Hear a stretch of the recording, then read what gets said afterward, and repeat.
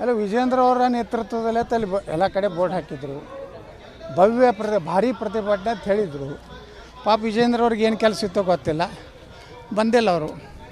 ಆದರೆ ನಾವು 3 ಕಡೆ ಕಾರ್ಯಕ್ರಮ ಆಗಿದೆ ಕರ್ನಾಟಕ. ವಕಫ್ ಒಂದು ಕಡೆ ಆಗಿದೆ, ಪ್ರಿಯಾಂಕಾ ಖರ್ಗೆ ಅವ್ರ ವಿರುದ್ಧ ಹೋರಾಟ ಆಗಿದೆ. ಅಲ್ಲೇನೋ ವಿಜೇಂದ್ರ ಅವರು ಅಲ್ಲಿ ಬಾಣಂತಿಯರ ಸಾವು ಏನದ ಶಿವಮೊಗ್ಗದಾಗ ಅಲ್ಲಿ ಪಾಲ್ಗೊಂಡಾರ. ಅಂದರೆ ನಮ್ಮಲ್ಲಿ ಒಡಕಿಲ್ಲ, ಸಾಮೂಹಿಕ ನಾಯಕತ್ವ ಇದೆ. ಅವ್ರು ಅಲ್ಲಿ ಮಾಡ್ಯಾರ, ನಾವು ಇಲ್ಲಿ ಮಾಡಿ ಇಲ್ಲಿ ಮಾಡ್ಯಾರ. ಆರ್ ಅಶೋಕ್ ಮತ್ತು ವಿಜೇಂದ್ರ ಮಧ್ಯೆ ಅಷ್ಟು ಹೊಂದಾಣಿಕೆ ಆಗ್ತಾ ಇಲ್ಲ ಅನ್ನೋದೊಂದು ಆರೋಪ ಇದೆ. ಏನು ನನಗೆ ಗೊತ್ತಿಲ್ಲ ರೀ, ಹಾಗೇನು ಆರ್ ಅಶೋಕ್ ಏನು ಅದಾರಲ್ಲ ರೀ, ಎಲ್ಲನೂ ವಿಶ್ವಾಸ ತೊಗೊಂಡು ಹೋಗ್ತಾರೆ. ಮೊನ್ನೆ ಬೆಳಗಾವಿ ಅಧಿವೇಶನದಲ್ಲಿ ನಮ್ಮೆಲ್ಲ ಹಿರಿಯ ಶಾಸಕರನ್ನ ಸಲಹೆ, ನಾವು ಹೇಳಿದಂಥ ಎಲ್ಲ ವಿಚಾರಗಳನ್ನು ಯಾವ ರೀತಿ ಈ ಸದನದಾಗ ಚರ್ಚೆ ಮಾಡಬೇಕು, ಮತ್ತು ಸದನದಾಗ ನಾವು ಬರೀ ಧರಣಿ ಮಾಡೋದು ಇದನ್ನೇ ಮಾಡಬಾರ್ದು, ಚರ್ಚೆ ಆಗಲಿ ಅಂತೇಳಿ ನಾವು ಹೇಳಿದ್ದಕ್ಕೆ ಆರ್ ಅಶೋಕ್ ಅವರು ಯಾವ ರೀತಿ ನಮ್ಮ ಹಿರಿಯ ಶಾಸಕರ ಜೊತೆಗೆ ಚರ್ಚೆ ಮಾಡ್ಯಾರ ಮತ್ತು ಎಲ್ಲರಿಗೂ ಅವಕಾಶ ಕೊಟ್ಟಾರ. ನಮ್ಮದೇನು ಆರ್ ಅಶೋಕ್ ಬಗ್ಗೆ ಯಾವುದೇ ರೀತಿಯ ಒಂದು ಆರೋಪಗಳಿಲ್ಲ. ಚುನಾವಣೆ ನೋಡಿರಿ, ಅದು ಚುನಾವಣೆ ಪ್ರಕ್ರಿಯೆ ಇದ್ದೇ ಇರ್ತದೆ. ಪ್ರಹ್ಲಾದ್ ಜೋಶಿ ಅವರು ಹೇಳಿದ್ದು ತಪ್ಪಿಲ್ಲ. ಈಗಿದು ಅಡ್ಡಾಕ್ ಸಮಿತಿ, ಇನ್ನು ಮುಂದೆ ಬರೋದು ರೆಗ್ಯುಲರ್ ಚುನಾಯಿತ ಅಧ್ಯಕ್ಷ ಬರ್ತಾರೆ.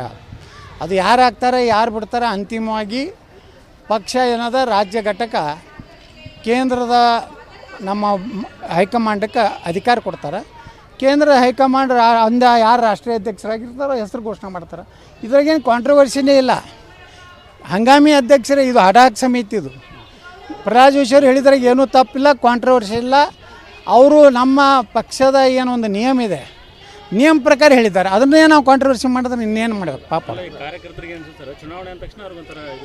ಚುನಾವಣೆ ನೋಡ್ರಿ ಆಗೋದಿಲ್ಲ, ಸಹಮತ ಮಾಡಿಕೊಂಡು ರಾಜ್ಯ ಅಧ್ಯಕ್ಷರನ್ನ ಆಯ್ಕೆ ಮಾಡೋದು ಪದ್ಧತಿ ಇದೆ. ಅಂದ್ರೆ ಯಾಕಂದ್ರೆ ಚುನಾವಣೆ ಆಯೋಗದಾಗ ಕೆಲವೊಂದು ರೆಸ್ಟ್ರಿಕ್ಷನ್ ಅದಾವೆ. ಇಟ್ಟು ಸದಸ್ಯತ್ವ ಆಗಬೇಕು, ಇಟ್ಟು ಜಿಲ್ಲಾ ಘಟಕಗಳು ಎಲಿಜಿಬಲ್ ಇರಬೇಕು, ಮತ್ತು ಇದಕ್ಕೆ ಆಯಾ ವಿಧಾನಸಭಾ ಕ್ಷೇತ್ರದಿಂದ ಒಬ್ಬೊಬ್ಬ ಪ್ರತಿನಿಧಿ ಇರಬೇಕು. ಎಲ್ಲ ರೂಲ್ಸ್ ಏನದಾವಲ್ಲ ಫಾಲೋ ಅಪ್ ಮಾಡಿ ನಾಳೆ ರಾಷ್ಟ್ರೀಯ ಅಧ್ಯಕ್ಷರು ಯಾರನ್ನ ಅಧ್ಯಕ್ಷ ಮಾಡತ್ತ ಹೇಳಿ ಅವರು ಸೂಚನೆ ಕಳಿಸ್ತಾರೆ, ಅವ್ರನ್ನ ಘೋಷಣೆ ಮಾಡ್ತಾರೆ ಅಷ್ಟೇ. ಹಾಂ, ಜಿಲ್ಲಾಧ್ಯಕ್ಷರು ಮತದಾನ ಹಕ್ಕಿರ್ತದೆ. ಇವತ್ತಿಂದ ಬಸ್ ದರ ಏರಿಕೆ ಶೇಕಡ 15ರಷ್ಟು ಏರಿಕೆ ಮಾಡಿ ನೋಡಿರಿ, ಹೆಣ್ಮಕ್ಳಿಗೆ ಪುಕಟ್ ಕೊಟ್ಟು ಗಂಡಸರಿಗೆ ಹಾಕ್ಯಾರ. ಗಂಡಸರು ಏನು ಪಾಪ ಮಾಡ್ಯಾರಪ್ಪ. ಅದಕ್ಕೆ ನಾನು ಎಲ್ಲ ಕರ್ನಾಟಕದ ಗಂಡಸರಿಗೆ ವಿನಂತಿ ಮಾಡ್ಕೊತೀನಿ, ಮುಂದಿನ ಸಲ ಕಾಂಗ್ರೆಸ್ಗೆ ಯಾರು ಓಟ್ ಹಾಕ್ಬೇಡ್ರಿ.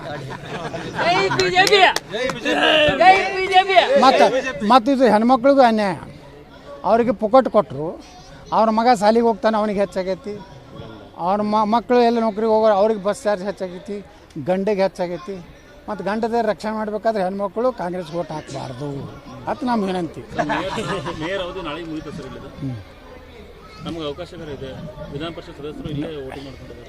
ನೋಡಿ, ಅದನ್ನೆಲ್ಲ ಕೂತು ನಾವು ಚರ್ಚೆ ಮಾಡ್ತೀವಿ.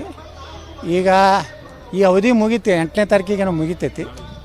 ಮುಗಿದ ಮ್ಯಾಗ ಯಾರನ್ನೋ ಮೇಯರ ಯಾರು ಉಪಮೇಯರ್ ನಮ್ಮ ಪಕ್ಷ ನಾವೆಲ್ಲ ನಮ್ಮ ಏನೋ ಒಂದು ಟೀಮ್ ಇದೆ, ನಾವು ಮತ್ತು ಎಲ್ಲರೂ ಕೂಡ ಚರ್ಚೆ ಮಾಡಿ ನಿರ್ಣಯ ಮಾಡಿ ಬಹುಮತ ಇದ್ದರೂ ಅಧಿಕಾರ ಹಿಡಿಯೋಕ್ಕಾಗ್ತಲ್ಲ.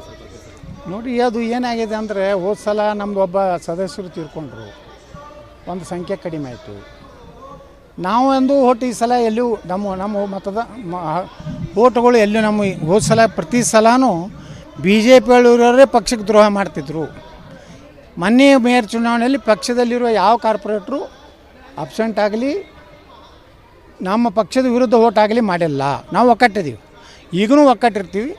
ಯಾರು ವಿಜಯಪುರ ಮಹಾನಗರ ಪಾಲಿಕೆಯನ್ನು ಒಳ್ಳೆ ರೀತಿ ನಡ್ಸ್ಕೊಂಡು ಹೋಗ್ತಾರೆ ಅಂಥವ್ರನ್ನ ನಾವೆಲ್ಲ ಕೂಡಿ ಎಲ್ಲ ಕಾರ್ಪೊರೇಟರ್ಗಳ ಅಭಿಪ್ರಾಯ ತೊಗೊಂಡು ನಗರ ಅಧ್ಯಕ್ಷರು ಜಿಲ್ಲಾಧ್ಯಕ್ಷರು ನಾವೆಲ್ಲ ಕೂಡಿ ಅಂತಿಮ ಮಾಡ್ತೀವಿ. ಅಲ್ಲ, ವಿಜೇಂದ್ರ ಅವರ ನೇತೃತ್ವದಲ್ಲೇ ತಲೆ ಎಲ್ಲ ಕಡೆ ಬೋರ್ಡ್ ಹಾಕಿದ್ರು, ಭವ್ಯ ಭಾರಿ ಪ್ರತಿಭಟನೆ ಅಂತ ಹೇಳಿದರು. ಪಾಪ ವಿಜೇಂದ್ರ ಅವ್ರಿಗೆ ಏನು ಕೆಲಸ ಇತ್ತೋ ಗೊತ್ತಿಲ್ಲ, ಬಂದಿಲ್ಲ ಅವರು. ಆದರೆ ನಾವು 3 ಕಡೆ ಕಾರ್ಯಕ್ರಮ ಆಗಿದೆ ಕರ್ನಾಟಕ. ವಕಫ್ ಒಂದು ಕಡೆ ಆಗಿದೆ, ಪ್ರಿಯಾಂಕಾ ಖರ್ಗೆ ಅವ್ರ ವಿರುದ್ಧ ಹೋರಾಟ ಆಗಿದೆ. ಅಲ್ಲೇನೋ ವಿಜೇಂದ್ರ ಅವರು ಅಲ್ಲಿ ಬಾಣಂತಿಯರ ಸಾವು ಏನದ ಶಿವಮೊಗ್ಗದಾಗ ಅಲ್ಲಿ ಪಾಲ್ಗೊಂಡಾರ. ಅಂದರೆ ನಮ್ಮಲ್ಲಿ ಒಡಕಿಲ್ಲ, ಸಾಮೂಹಿಕ ನಾಯಕತ್ವ ಇದೆ. ಅವ್ರು ಅಲ್ಲಿ ಮಾಡ್ಯಾರ, ನಾವು ಇಲ್ಲಿ ಮಾಡಿವಿ, ಇಲ್ಲಿ ಮಾಡ್ಯಾರ. ಆರ್ ಅಶೋಕ್ ಮತ್ತು ವಿಜೇಂದ್ರ ಮಧ್ಯೆ ಅಷ್ಟು ಹೊಂದಾಣಿಕೆ ಆಗ್ತಾ ಇಲ್ಲ ಅನ್ನೋದೊಂದು ಆರೋಪ ಇದೆ. ಏನು ನನಗೆ ಗೊತ್ತಿಲ್ಲ ರೀ. ಹಾಗೇನು ಆರ್ ಅಶೋಕ್ ಏನು ಅದಾರಲ್ರಿ, ಎಲ್ಲನೂ ವಿಶ್ವಾಸ ತೊಗೊಂಡು ಹೋಗ್ತಾರೆ. ಮೊನ್ನೆ ಬೆಳಗಾವಿ ಅಧಿವೇಶನದಲ್ಲಿ ನಮ್ಮೆಲ್ಲ ಹಿರಿಯ ಶಾಸಕರನ್ನ ಸಲಹೆ, ನಾವು ಹೇಳಿದಂಥ ಎಲ್ಲ ವಿಚಾರಗಳನ್ನು ಯಾವ ರೀತಿ ಈ ಸದನದಾಗ ಚರ್ಚೆ ಮಾಡಬೇಕು, ಮತ್ತು ಸದನದಾಗ ನಾವು ಬರೀ ಧರಣಿ ಮಾಡೋದು ಇದನ್ನೇ ಮಾಡಬಾರ್ದು, ಚರ್ಚೆ ಆಗಲಿ ಅಂತೇಳಿ ನಾವು ಹೇಳಿದ್ದಕ್ಕೆ ಆರ್ ಅಶೋಕ್ ಅವರು ಯಾವ ರೀತಿ ನಮ್ಮ ಹಿರಿಯ ಶಾಸಕರ ಜೊತೆಗೆ ಚರ್ಚೆ ಮಾಡ್ಯಾರ ಮತ್ತು ಎಲ್ಲರಿಗೂ ಅವಕಾಶ ಕೊಟ್ಟಾರ. ನಮ್ಮದೇನು ಆರ್ ಅಶೋಕ್ ಬಗ್ಗೆ ಯಾವುದೇ ರೀತಿಯ ಒಂದು ಆರೋಪಗಳಿಲ್ಲ. ಚುನಾವಣೆ ನೋಡ್ರಿ, ಅದು ಚುನಾವಣೆ ಪ್ರಕ್ರಿಯೆ ಇದ್ದೇ ಇರ್ತದೆ. ಪ್ರಹ್ಲಾದ್ ಜೋಶಿ ಅವರು ಹೇಳಿದ್ದು ತಪ್ಪಿಲ್ಲ. ಈಗಿದು ಅಡ್ಡಾಕ್ ಸಮಿತಿ, ಇನ್ನು ಮುಂದೆ ಬರೋದು ರೆಗ್ಯುಲರ್ ಚುನಾಯಿತ ಅಧ್ಯಕ್ಷರು ಬರ್ತಾರೆ. ಅದು ಯಾರು ಆಗ್ತಾರೆ ಯಾರು ಬಿಡ್ತಾರೆ ಅಂತಿಮವಾಗಿ ಪಕ್ಷ ಏನದ ರಾಜ್ಯ ಘಟಕ ಕೇಂದ್ರದ ನಮ್ಮ ಹೈಕಮಾಂಡಕ್ಕೆ ಅಧಿಕಾರ ಕೊಡ್ತಾರೆ. ಕೇಂದ್ರ ಹೈಕಮಾಂಡ್ ಯಾರು ರಾಷ್ಟ್ರೀಯ ಅಧ್ಯಕ್ಷರಾಗಿರ್ತಾರೋ ಹೆಸರು ಘೋಷಣೆ ಮಾಡ್ತಾರೆ. ಇದ್ರಾಗೇನು ಕಾಂಟ್ರವರ್ಸಿನೇ ಇಲ್ಲ. ಹಂಗಾಮಿ ಅಧ್ಯಕ್ಷರೇ, ಇದು ಅಡಾಕ್ ಸಮಿತಿ. ಇದು ಪ್ರಹ್ಲಾದ್ ಜೋಶಿ ಅವರು ಹೇಳಿದ್ರಾಗ ಏನೂ ತಪ್ಪಿಲ್ಲ, ಕಾಂಟ್ರವರ್ಸಿ ಇಲ್ಲ. ಅವರು ನಮ್ಮ ಪಕ್ಷದ ಏನೋ ಒಂದು ನಿಯಮ ಇದೆ, ನಿಯಮ ಪ್ರಕಾರ ಹೇಳಿದ್ದಾರೆ. ಅದನ್ನೇ ನಾವು ಕಾಂಟ್ರವರ್ಸಿ ಮಾಡಿದ್ರೆ ಇನ್ನೇನು ಮಾಡಬೇಕು ಪಾಪ. ಚುನಾವಣೆ ನೋಡ್ರಿ ಆಗೋದಿಲ್ಲ. ಸಹಮತ ಮಾಡಿಕೊಂಡು ರಾಜ್ಯ ಅಧ್ಯಕ್ಷರನ್ನ ಆಯ್ಕೆ ಮಾಡೋದು ಪದ್ಧತಿ ಇದೆ. ಅಂದ್ರೆ ಯಾಕಂದ್ರೆ ಚುನಾವಣೆ ಆಯೋಗದಾಗ ಕೆಲವೊಂದು ರೆಸ್ಟ್ರಿಕ್ಷನ್ ಅದಾವೆ. ಇಟ್ಟು ಸದಸ್ಯತ್ವ ಆಗಬೇಕು, ಇಟ್ಟು ಜಿಲ್ಲಾ ಘಟಕಗಳು ಎಲಿಜಿಬಲ್ ಇರಬೇಕು, ಮತ್ತು ಇದಕ್ಕೆ ಆಯಾ ವಿಧಾನಸಭಾ ಕ್ಷೇತ್ರದಿಂದ ಒಬ್ಬೊಬ್ಬ ಪ್ರತಿನಿಧಿ ಇರಬೇಕು. ಎಲ್ಲ ರೂಲ್ಸ್ ಏನದಾವಲ್ಲ ಫಾಲೋ ಅಪ್ ಮಾಡಿ ನಾಳೆ ರಾಷ್ಟ್ರೀಯ ಅಧ್ಯಕ್ಷರು ಯಾರನ್ನ ಅಧ್ಯಕ್ಷ ಮಾಡತ್ತ ಹೇಳಿ ಅವರು ಸೂಚನೆ ಕಳಿಸ್ತಾರೆ, ಅವ್ರನ್ನ ಘೋಷಣೆ ಮಾಡ್ತಾರೆ ಅಷ್ಟೇ. ಜಿಲ್ಲಾಧ್ಯಕ್ಷರ ಸ್ಥಾನಗಳು ಬದಲಾಗ್ತವೆ. ಹಾಂ, ಜಿಲ್ಲಾಧ್ಯಕ್ಷರು ಮತದಾನ ಹಾಕಿರ್ತದೆ.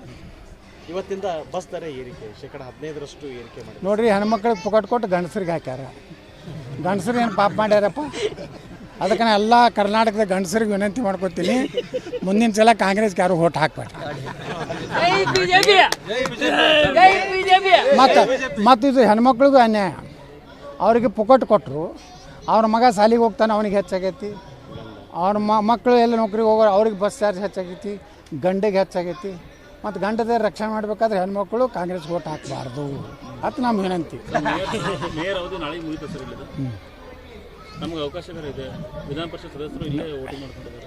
ನೋಡಿ, ಅದನ್ನೆಲ್ಲ ಕೂತು ನಾವು ಚರ್ಚೆ ಮಾಡ್ತೀವಿ.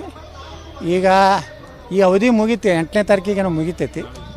ಮುಗಿದ ಮ್ಯಾಗ ಯಾರನ್ನೂ ಮೇಯರ್ ಯಾರು ಉಪಮೇಯರ್ ನಮ್ಮ ಪಕ್ಷ ನಾವೆಲ್ಲ ನಮ್ಮ ಏನೋ ಒಂದು ಟೀಮ್ ಇದೆ, ನಾವು ಮತ್ತು ಎಲ್ಲರೂ ಕೂಡ ಚರ್ಚೆ ಮಾಡಿ ನಿರ್ಣಯ ಮಾಡ್ತೀವಿ. ಬಹುಮತ ಇದ್ದರೂ ಅಧಿಕಾರ ಹಿಡಿಯೋಕ್ಕಾಗ್ತಲ್ಲ. ನೋಡಿ, ಅದು ಏನಾಗಿದೆ ಅಂದರೆ ಹೋದ ಸಲ ನಮ್ಮದು ಒಬ್ಬ ಸದಸ್ಯರು ತೀರ್ಕೊಂಡ್ರು, ಒಂದು ಸಂಖ್ಯೆ ಕಡಿಮೆ ಆಯಿತು.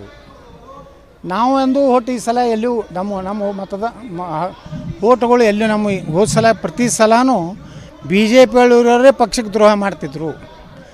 ಮೊನ್ನೆ ಮೇಯರ್ ಚುನಾವಣೆಯಲ್ಲಿ ಪಕ್ಷದಲ್ಲಿರುವ ಯಾವ ಕಾರ್ಪೊರೇಟ್ರು ಅಬ್ಸೆಂಟ್ ಆಗಲಿ, ನಮ್ಮ ಪಕ್ಷದ ವಿರುದ್ಧ ಓಟ್ ಆಗಲಿ ಮಾಡಿಲ್ಲ. ನಾವು ಒಕ್ಕಟ್ಟಿದ್ದೀವಿ, ಈಗಲೂ ಒಕ್ಕಟ್ಟಿರ್ತೀವಿ. ಯಾರು ವಿಜಯಪುರ ಮಹಾನಗರ ಪಾಲಿಕೆಯನ್ನು ಒಳ್ಳೆ ರೀತಿ ನಡ್ಸ್ಕೊಂಡು ಹೋಗ್ತಾರೆ ಅಂಥವ್ರನ್ನ ನಾವೆಲ್ಲ ಕೂಡಿ ಎಲ್ಲ ಕಾರ್ಪೊರೇಟರ್ಗಳ ಅಭಿಪ್ರಾಯ ತೊಗೊಂಡು ನಗರಾಧ್ಯಕ್ಷರು ಜಿಲ್ಲಾಧ್ಯಕ್ಷರು ನಾವೆಲ್ಲ ಕೂಡಿ ಅಂತಿಮ ಮಾಡ್ತೀವಿ.